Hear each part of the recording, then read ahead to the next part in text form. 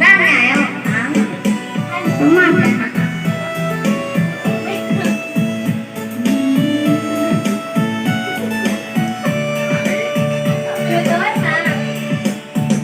Cô chia ta giống một sai xa,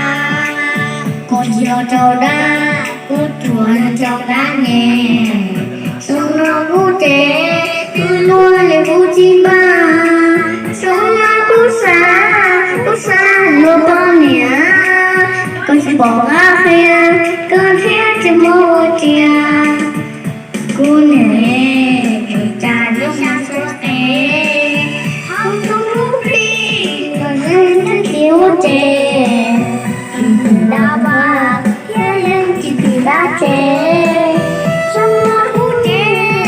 lo cho vừa na, xa xa luôn na, kia liền cho mơ câu ta, ông kia nét kia mà sông nó cầu liền sông, nó che nó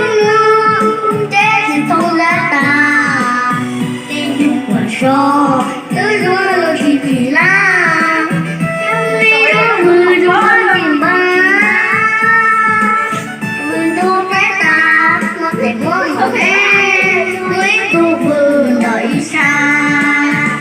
nhà kia chi đầu nó sẽ khi hay mò, nhà thâu áo trò, là đâu cũng má mò, con này chùa mua, phía bé cũng chỉ làm bùa,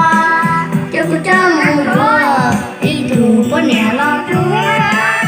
con kia đó mùa, mình nú nè nào, nè thiên trời gió lùa.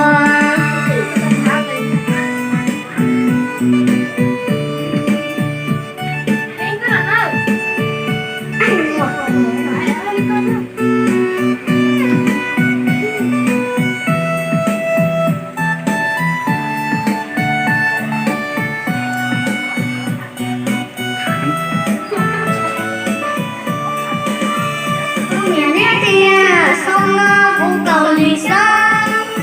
nước chai luôn luôn chê thì không lá ta, mỗi người phải so tứ luôn lo chỉ kỳ la, trong ly nó vừa trong bát chìm ba, vừa đu lấy ta, một chỉ có một nè, mấy tu vừa đợi xa, nhà theo chi đầu ngò cho khen em mò.